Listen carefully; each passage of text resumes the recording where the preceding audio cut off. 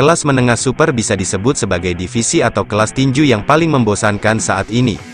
Selain sudah jarang menggelar pertarungan tinju berkelas, dominasi Canelo yang lahir akibat beragam perlakuan istimewa yang diberikan oleh hampir seluruh badan tinju dunia kepada petinju asal Guadalajara tersebut, membuat popularitas maupun daya tarik kelas menengah super semakin meredup seiring berjalannya waktu. Kondisi ini tentu patut disayangkan, karena sejatinya, kelas menengah super syarat dengan petinju hebat dan berbakat, yang apabila dipertemukan, sudah pasti akan menyajikan duel seru dan menarik. David Benavides, David Morrell Jr., Christian Billy, Eric Bazinyan, Edgar Berlanga, hingga pendatang baru kelas menengah super, yakni Jaime Munguia dan Demetrius Andrade, adalah sebagian dari sekian banyak petinju hebat yang ada di kelas menengah super, yang siap menyajikan pertarungan tinju terbaik, yang mampu menghipnotis para pecinta tinju. Pertanyaannya, apa sih yang menjadi penyebab mengapa divisi kelas menengah super jarang menggelar pertarungan tinju terbaik, dan benarkah Canelo turut berandil atas menurunnya daya tarik divisi kelas menengah super saat ini?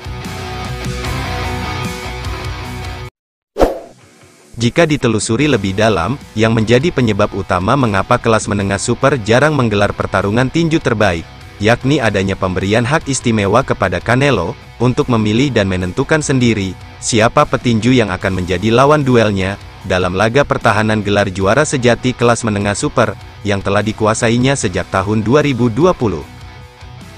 Perlakuan istimewa ini kemudian dimanfaatkan dengan baik oleh Canelo, untuk mengamankan gelar juara sejatinya, dengan menghindari pertarungan menghadapi petinju hebat di kelas menengah super, yang bisa merebut seluruh gelarnya, sekaligus menurunkan pamornya sebagai seorang petinju hebat.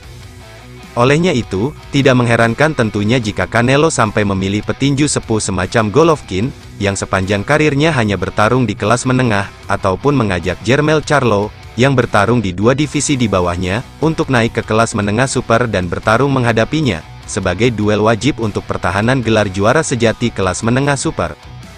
Hasilnya tentu bisa ditebak, yakni Canelo keluar sebagai pemenang pertarungan. Kondisi ini tentu menjadi ironi tersendiri bagi para petinju terbaik kelas menengah super, karena peluang mereka untuk bertarung menghadapi sekaligus merebut gelar juara kelas menengah super yang dikuasai Canelo, nyaris tertutup. Padahal jika melihat posisi mereka, khususnya dalam daftar peringkat petinju kelas menengah super dari berbagai badan tinju dunia, mereka seharusnya masuk dalam daftar petinju yang wajib dihadapi Canelo, dalam mempertahankan gelar juara sejati kelas menengah super. David Benavides misalnya, mantan juara WBC kelas menengah super ini, yang sekarang menyandang juara WBC interim kelas menengah super, sejatinya menempati posisi pertama sebagai lawan wajib Canelo, untuk pertahanan gelar WBC kelas menengah super. Namun meski sudah mengajukan tantangan sejak tahun 2021, bahkan sampai secara terbuka memohon kepada Canelo untuk menerima tantangannya, namun tetap saja diabaikan oleh Canelo. Hal yang sama dirasakan oleh David Morrell Jr., Christian Billy, William Skull, hingga Jaime Munguia. Mereka sejatinya menempati posisi pertama sebagai lawan wajib Canelo untuk gelar WBA Super, IBF dan WBO kelas menengah super, namun nama mereka tetap saja tidak masuk dalam daftar petinju yang akan dihadapi Canelo, dalam duel pertahanan gelar juara sejati kelas menengah super. Dengan upaya Canelo saat ini yang ingin menjadikan Terence Crawford, selaku mantan juara sejati kelas welter, sebagai calon lawan selanjutnya dalam mempertahankan seluruh gelarnya, maka akan menambah masa penantian David Benavides CS. Olehnya itu, nyatalah sudah jika Canelo sangat berperan di balik merosotnya daya tarik kelas menengah super saat ini, karena ambisinya untuk terus mengamankan gelar juara sejati kelas menengah super, termasuk menjaga reputasinya, sebagai salah seorang petinju terhebat yang pernah ada. Terus bagaimana peta persaingan perebutan gelar juara kelas menengah super tanpa Canelo, atau minimal dengan tidak adanya pemberlakuan istimewa kepada Canelo dalam mempertahankan gelar juaranya? Jawabannya pasti, perebutan gelar juara kelas menengah super akan berlangsung sengit dan seru, di mana Canelo akan bertarung menghadapi petinju-petinju terbaik di kelas menengah super, sebagai duel wajib untuk mempertahankan gelar juara sejati kelas menengah super.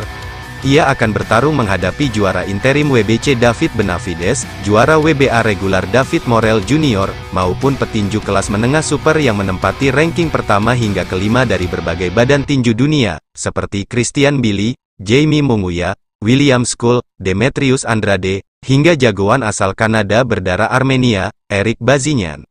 Perlu diketahui bahwa petinju-petinju kelas menengah super yang kami sebutkan tadi, seluruhnya berstatus petinju tak terkalahkan, dengan rasio kemenangan KO yang cukup tinggi, serta meraih kemenangan sempurna sejak berkarir di tinju profesional.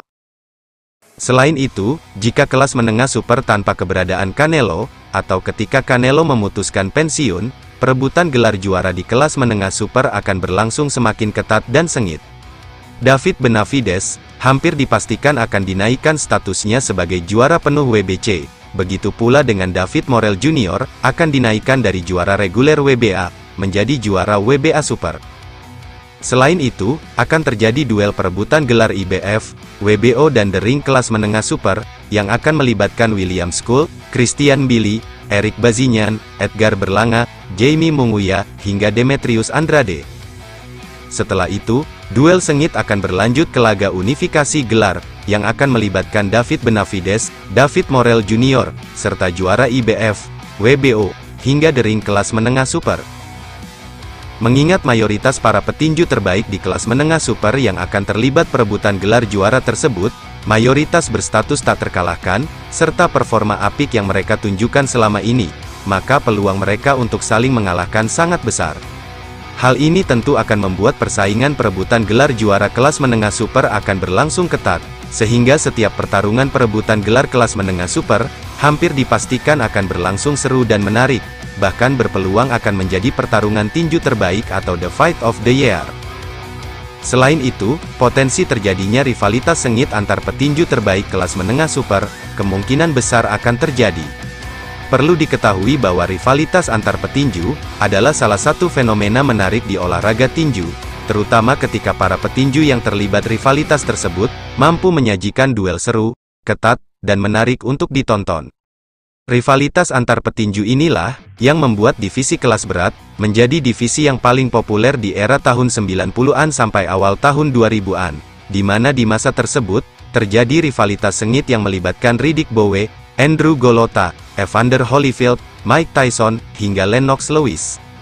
Begitu pula dengan divisi kelas welter, di mana rivalitas sengit yang melibatkan Pac-Man, Juan Manuel Marquez, hingga Floyd Mayweather Jr., membuatnya menjadi kelas atau divisi tinju yang paling menarik dan populer dalam beberapa tahun belakangan.